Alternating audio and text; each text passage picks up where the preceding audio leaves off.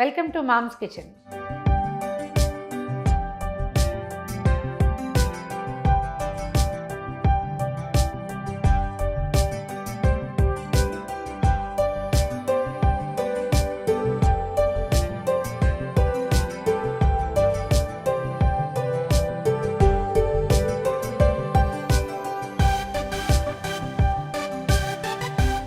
ఉచిత IVF IUI consultation, ఉచిత ultrasound scan. 49 అంటే సంతానం, 49 అంటే సంతోషం.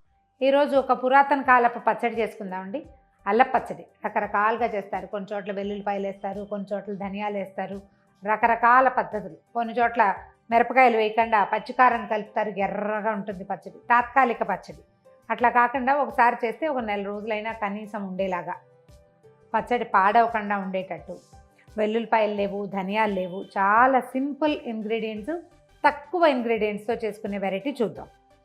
దీనికి ఈజీ ఏంటంటే అల్లాన్ని పచ్చిగా చేసుకుంటామా వేయించి చేసుకుంటామా అది మాత్రం మనదే చాయిస్ అండి.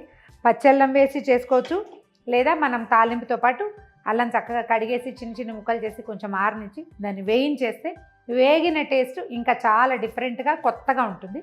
ఇలా ట్రై చేసి చూద్దాం. ఇదే నూనె ఇందులో మనం వేసేది, మొదటిసారి వేసింది. మళ్ళీ తర్వాత తాలింపులు గీలింపులు ఏముండవు, ఒకటే నూనె. ఓ 4 స్పూన్లు నూనె వేయండి. అల్లం పచ్చడి బేస్ ఎప్పుడు అల్లము, చింతపండు, బెల్లము, ఎండుమిర్చి అండి. దాంతోపాటు కొంచెం తాలింపు దినుసులు. అయితే మనం ఏం చేయాలంటే ముందు అల్లం పచ్చడి అనగానే అల్లం శుభ్రంగా కడిగేసేయటం, బాగా చక్కగా ఆరబెట్టి చెక్కు తీసేసి ముక్కలు తరిగి పెట్టుకోవటం. వేయిస్తామా పచ్చడి వేస్తామా అది తర్వాత చాయిస్, బట్ రెండిటికి కూడా తుడిచి పెట్టుకోవాలి, తడి అస్సలు ఉండకూడదు. తర్వాత రెండోది చింతపండులో మరిగే నీళ్లు పోసి నానబెట్టుకోవాలి. జనరల్గా కొలత ఏంటంటే అల్లం ఎంత ఉందో చింతపండు దానికంటే కొంచెం ఎక్కువ, బెల్లం అల్లం సమానంగా తీసుకోవాలంటే అల్లము బెల్లము సమానంగా, చింతపండు కొంచెం ఎక్కువ. దీనికి తగినట్టుగా మన దగ్గర ఉండే మిరపకాయలు ఒక 20-25 మిరపకాయలు, అటు ఇటుగా నేను ఒక 40 గ్రామ్స్ అల్లం తీసుకున్నాను. దానికి తగినట్టుగా బెల్లము, చింతపండు కూడా. ఇవి అందాజుగా చేసేవేనండి. నేను మీకోసం గ్రాములు చెప్తా కానీ వస్తువు చూసి చేసే అలవాటు చేసేసుకున్నాను, అందుకని నాకు అలా చేస్తా కానీ జస్ట్ మీకోసం చెప్తున్నాను. ఇది లెక్క. దీనికి ఏంటంటే మెంతులు ఒక పెద్ద స్పూన్ మెంతులు. అల్లం పచ్చడికి బేస్ ఈ మెంతులే మెయిన్. చేదుగా ఉంటాయి కదా అలా భావించకండి. అల్లంలో తర్వాత చింతపండులో మనం వేసే ఎండుమిర్చిలో ఉండే చాలా రూక్ష గుణాలని ఈ మెంతులు తగ్గించేస్తాయి, దానివల్ల రుచి బాగా పెరుగుతుంది. ఇంక ఇందులో ధనియాలు, జీలకర్రలు గట్రా గిట్రా ఏమి ఉండవండి, జస్ట్ మెంతులే. మెంతులు వేగుతూ ఉండగా ఇవి నల్లబడాలి మనకి. వేగుతూ ఉండగానే ఆవాలు వేసేద్దాం. మెంతులు ఎన్ని వేసామో ఆవాలు కూడా అన్నీ వేసుకోవాలి. కొన్ని చోట్ల అండి అల్ల పచ్చడి నల్లగా ఉంటుంది, నల్లటి అల్ల పచ్చడి. కొన్ని చోట్ల ఎర్రగా ఉంటుంది. ఆ నలుపు ఎరుపు ఎలా వస్తాయంటే మిరపకాయలని బాగా మాడబెడితే ఎక్కువ రంగు రానిస్తే బ్లాక్గా వస్తుంది. చేతైన వాళ్ళ పచ్చడి అనమాట. ఎర్రగా తీసేస్తే చేతకాని వాళ్ళ పచ్చడి అనేవాళ్ళు మా చిన్నప్పుడు. ఇప్పుడు అన్ని చోట్ల ఒకే రకంగా ఉంటుంది.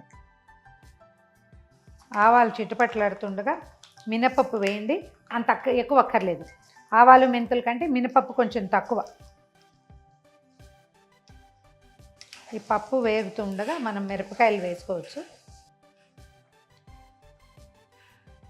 మినపప్పు వేగిపోయింది. ఎండుమిర్చి వేసేద్దాం. ఇవంత కారం గల కాయలు కాదండి, కొంచెం ఎక్కువే వేసాను. ఇంగు కూడా వేసేద్దాము. ఇలా ఎర్రగా ఉండగానే మనం అల్లం వేసి దించేస్తే పచ్చడి రెడ్గా వస్తుంది. వీటిని ఇంకొంచెం ముదురు వేపు రానిచ్చాక చేస్తే పచ్చడి నల్లగా వస్తుంది. చాయిస్ మందే, మన ఇంట్లో వాళ్ళు ఎలా ఇష్టపడతారో అట్లా చేసుకోవాలి. నేను చెప్పే కదా ముందే, పచ్చడి ఎర్రగా ఉంటే చేతకాని వాళ్ళు చేశారంట. మా ఇంట్లో అలా అనేవాళ్ళు. వేగిపోయిందండి. ఇప్పుడు అల్లం కూడా ఇందులో వేసేస్తున్నాను. ఈ ముక్కల్ని కొంచెం చక్కగా వేగనిచ్చి దింపేసుకుందాం.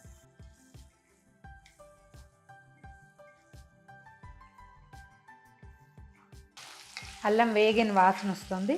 స్టవ్ ఆపేస్తాను. ఈ వేడికి ముక్కలు పూర్తిగా మగ్గిపోతాయి, అంటే వేగిపోతాయి. చల్లారబెట్టడము. దీన్ని చింతపండు, బెల్లము, సరిపడా ఉప్పు వేసి గ్రైండ్ చేసేసుకుంటే అల్లం పచ్చడి రెడీ. బెల్లము అవి మనకు సరిపడా సరి చేసుకోవాలి, ఎంత తీగ కావాలి అనేది.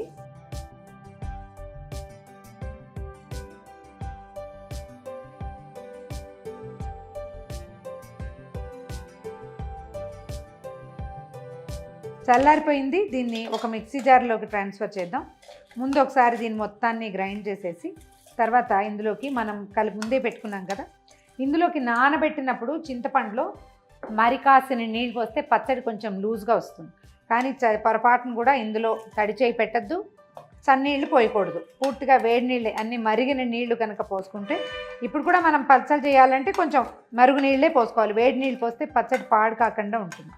నెల రోజులు ఈజీగా నిల్వ ఉంటుంది, ఫ్రిడ్జ్లో పెట్టాల్సిన పనే లేదు. మనం సరిగ్గా చేస్తే నెల రోజులు నిల్వ ఉండక్కర్లేదు, వారం తిరిగే సరిగ్గా అయిపోతుంది, మళ్ళీ చేసుకోవాల్సి వస్తుంది.